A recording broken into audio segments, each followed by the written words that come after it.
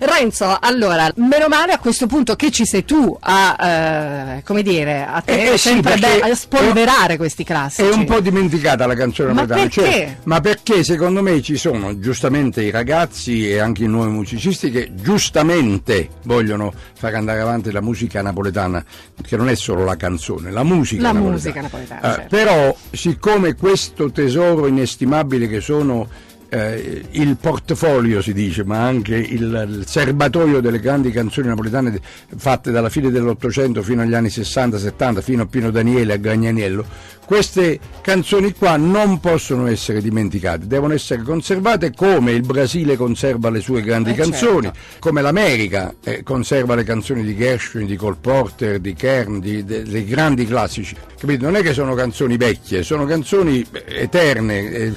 Noi conserviamo il melodramma, certo, che è l'opera, e infatti siamo famosi in tutto il mondo per il melodramma, per i tenori, eccetera, e non abbiamo ancora capito che dobbiamo conservare questo meraviglioso scrigno che sono le canzoni napoletane.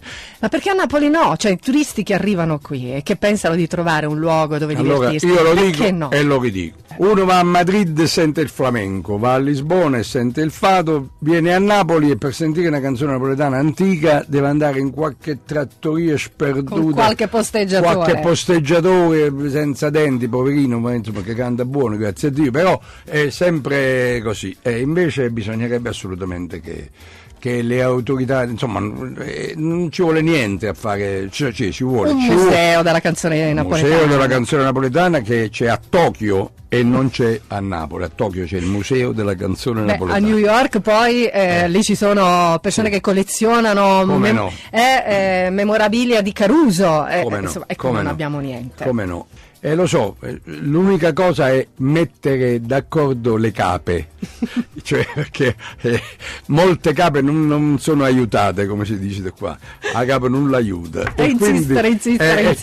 E c'è sempre la concorrenza, si viene chiesto, no, io no, se canta quello, no, chi là, io so Cafone, chi là, vabbè.